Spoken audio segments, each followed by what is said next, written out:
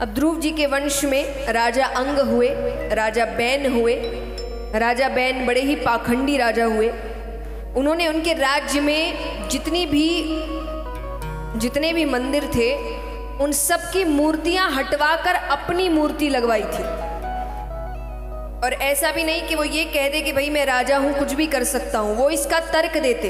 वो कहते कि शास्त्रों में लिखा गया है एक राजा के अंदर 6 देवता निवास करते हैं, उस हिसाब से मैं ही भगवान हूं, मेरी पूजा करो। प्रजा परेशान हो गई तो वो ऋषिगणों के पास जाती है। ऋषिगण आते हैं, समझाते हैं, पर वो उनका निरादर करते हैं। तो उनको तो अब क्रोध भी बड़ी जल्दी आता है साधुओं को। तो उनको क्रोध आया। उन्होंने क्रोध में आकर श्राप से उसको भस्म कर दिया। अब राज सिंहासन खाली, दूसरा कोई योग्य है नहीं बैठने को। प्रजा कहे कि अब कौन राज करे। ऋषिगणों ने कहा कि अगर और कोई योग्य है नहीं तो आप कहें तो भगवान को ही बुला लेते हैं। सब बड़े प्रसन्न हुए। तो एक लोटा जैसा पात्र मंगाया गया, उसमें कुछ दूध डालकर जो राख बचती है उसका मंथन करते हैं। मंथन करते करते ऋषिगणों के आशीर्वाद से, उनकी प्रार्थना से भगवान राजा पृथु के रूप में वहां प्रकट होते हैं। ये भगवान का एक अवतार हुआ। इन्हीं के नाम से धरती का नाम पृथ्वी पड़ा। राजा पृथु से पृथ्वी। इन्होंने काफी सालों तक राज किया। इसी वंश में भरत नामक राजा हुए, बहुत ही अच्छे राजा। उन्होंने भी अपना राज्यकाल अच्छे से निभाया। उसके बाद बच्चों को राज्य देकर वे वन की ओर चले गए। पहले गृहस्थ वाले भी जीवन भर गृहस्थ नहीं निभाते थे। एक उम्र के बाद जब बच्चे बड़े हो गए हैं, समझदार हो गए हैं, तो वो उनको सब काम काज देकर वैराग्य ले लेते थे। तो भरत जी भी वन की ओर चले गए।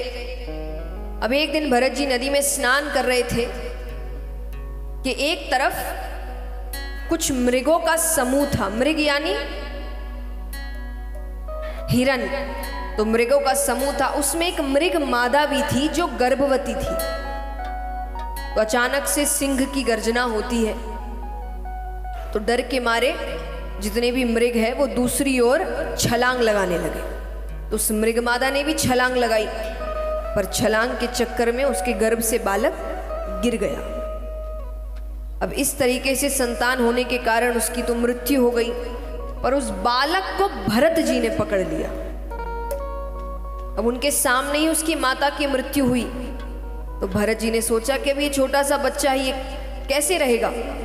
तो वो उसको अपनी कुटिया ले आते। अब दिन भर वो उसके साथ समय बिता रहे हैं। मनुष्यों का स्वभाव है कि आप 24 घंटे किसी के साथ समय बिताए तो मोह पड़ जाना स्वाभाविक है, आदत पड़ जाती है उसकी। तो उनका इतना मोह पड़ गया उस मृग बालक में कि अब उनको वो हर वक्त चाहिए। सोए तो मृग बालक के साथ, उठे तो मृग बालक के साथ, स्नान करे तो मृग बालक के साथ, पूजा करे तो मृग बालक के साथ, भोजन करे तो मृग बालक के साथ। मने वो 1 मिनट के लिए भी उसको आंखों से ओझल ना होने दे। धीरे धीरे वो थोड़ा बड़ा होता है। अब एक दिन वो कुटिया के बाहर खेल रहा था। भरत जी अपनी कुटिया में पूजा की तैयारी कर रहे थे। उनको लगा कि तैयारी के बाद उसे अंदर ले आऊंगा और साथ में बैठकर फिर पूजा करेंगे। बाहर मृगों का समूह आता है। अपने जैसों को देखकर वो उनके साथ, उसका मोह नहीं पड़ा इतना, वो चला गया। तैयारी के बाद भरत जी बाहर आते हैं, देखते हैं तो मृग बालक कहीं नहीं दिख रहा। पागल हो जाते हैं, पागलों की तरह वन में घूम रहे हैं। मेरा मृग बालक कहाँ गया, मेरा मृग बालक कहाँ गया। वापस ढूंढना मुमकिन है क्या? पहले के जंगल कितने घने होते थे, कहाँ ढूंढेंगे? फिर भी वो बहुत ढूंढते हैं पर उनको कहीं नहीं मिलता। समय बीतता है, साल बीत गए, उनका अंत समय आया।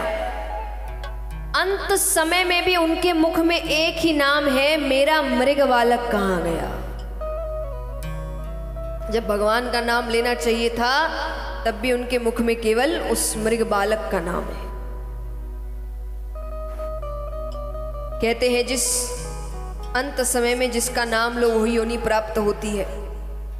इसीलिए कहा जाता है भगवान का नाम लेना चाहिए कि इस जन्म मृत्यु के चक्कर से ही छुटकारा मिल जाए। तो दूसरी योनि उनको मृग योनि प्राप्त हुई, पर क्योंकि अपने राज्य काल में उन्होंने इतने पुण्य किए थे कि उनको सब याद था, तो उस मृग योनि में वो सही समय पर उठते, सही समय पर स्नान करते, भगवान का नाम जप करते, तो दूसरी योनि उन्हें मनुष्य योनि प्राप्त हुई। एक ब्राह्मण के घर पर ब्राह्मण की 2 पत्नियां, एक से कुछ बालक और एक से एक कन्या और एक बालक। वो एक बालक थे भरत जी, और संयोग से इस जन्म में भी उनका नाम भरत ही पड़ता है। बहुत सीधे बालक हुए। कुछ समय बाद ही माता पिता की मृत्यु हो गई। बड़े भाइयों ने सोचा इसको ज्यादा पढ़ाते नहीं है, वरना आगे जाके दिक्कत करेगा, तो यहां पर भरत जी को पढ़ाया नहीं गया। घर इत्यादि के काम कराने लगे। अब घर वाले कराते सो कराते, बाहर वाले भी कराने लगे। अब वो कहे भरत जरा ये काम कर देना, जरा ये सामान ला देना, जरा बच्चे को संभाल लेना, जरा सफाई कर देना, वो सब कर देते। उनकी इस सरलता को, उनके इस भोलेपन को उनकी मूर्खता समझी गई और उनका नाम रख दिया जड़ भरत। जड़ माने मूर्ख, तो उनका नाम रखा जड़ भरत। अब यहां भाइयों ने कहा कि हम तो घर वाले हैं, काम कराते हैं, पर गांव वाले तो बिना पैसे दिए काम कराते हैं। पत्नियों ने कहा एक काम करो, गांव के बाहर जो खेत है इसको उसकी रखवाली के लिए भेज दो। अरे वहां रोज रोज कौन भोजन पहुंचाएगा, वहां ना रहने की जगह है, ना कुछ खाने की व्यवस्था है। अरे 1-2 दिन पहुंचाएंगे फिर बंद कर देंगे, अपने आप कोई ना कोई इंतजाम कर लेगा। ठीक है। अब भरत जी बड़े आज्ञाकारी थे, तो उनको बड़े प्रेम से बुलाया गया कि भरत, अब पिता तो रहे नहीं, तो उनके सारे काम हमें तुम्हें ही संभालने हैं। तो गांव में जितना काम है वो तो हम संभाल लेते हैं, पर जो गांव के बाहर खेत है उसकी रखवाली कौन करे? तो तुम जाओ, तुम रखवाली करो, हम भोजन पहुंचा दिया करेंगे, कोई ना कोई व्यवस्था हमेशा कर देंगे। पर अभी बड़ी दिक्कत हो गई है, डकैत इत्यादि है, लोग अन्न चुराने लगे हैं, तो कुछ भी हो जाए तुम वापस मत आना। कहते ठीक है। चले गए। 1-2 दिन तो भोजन आया, फिर बंद हो गया। अब बड़े दिन हो गए हैं, उन्होंने कुछ भी नहीं खाया। अब उसी खेत के ठीक बगल में एक प्राचीन माता भद्रकाली का मंदिर था। ऐसी अफवाह उड़ रखी थी कि उस मंदिर में अगर किसी की बलि चढ़ा दो तो माता मुंह मांगा वरदान देती है। अफवाह। कोई भी भगवान ऐसे नहीं होंगे जो किसी बेगुनाह की बलि चढ़ाकर आपकी इच्छाएं पूरी करेंगे। तो ये अफवाह वहां कुछ डकैत थे, उन्होंने सुन रखी थी। उन्होंने कहा एक काम करते, किसी की बलि चढ़ा देते हैं और बदले में इतना धन मांग लेंगे माता से कि जीवन भर डकैती करने की जरूरत नहीं पड़े। ठीक है। अब जो सरदार था उसने कहा देखो आसपास कोई बैठा होगा। आसपास तो एक ही बैठा है, भरत जी को लेकर आते हैं। अब बलि चढ़ाने से पहले आपका बड़ा स्वागत होता है, तो सबसे पहले तो उनको भोजन दिया गया, अच्छे कपड़े दिए गए। अब उनको इतनी भूख लगी है कि वो दोनों हाथों से खाने लगे। कपड़े दिए जा रहे हैं, बड़ा ध्यान रखा जा रहा है।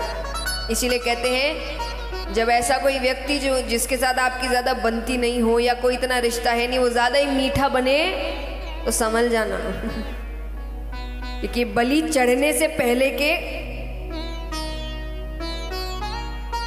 है ना, आप शेर इत्यादि इनको भी देखिए, जब वो लोग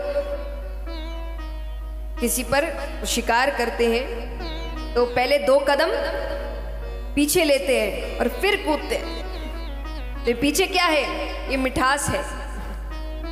तो ज्यादा मिठास देखिए शरीर के लिए भी, स्वास्थ्य के लिए भी अच्छा नहीं। ज्यादा कोई भी चीज अच्छी नहीं। कहते ना माँ बाप ने, मैं अति अंतता क्षति, अति किसी चीज की अच्छी नहीं है।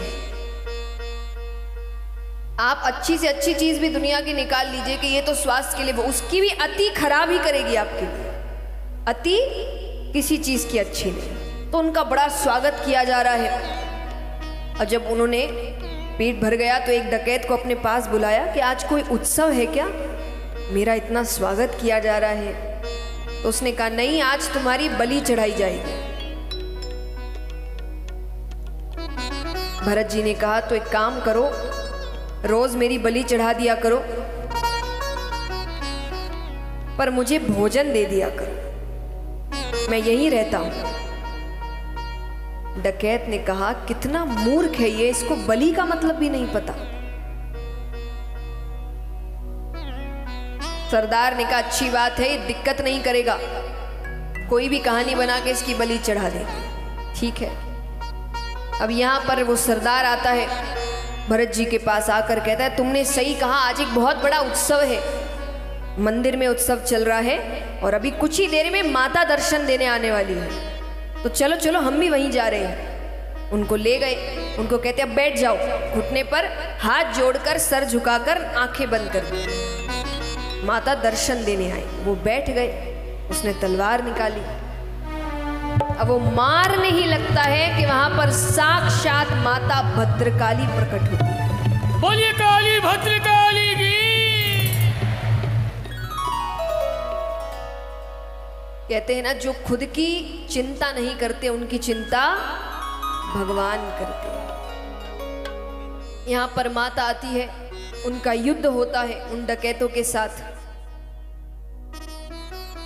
अंत में भरत जी के सर पर हाथ रखती है और हाथ रखते ही साक्षात मां सरस्वती उनके मस्तक पर बैठती है, ज्ञान उनके मस्तक पर बैठता है।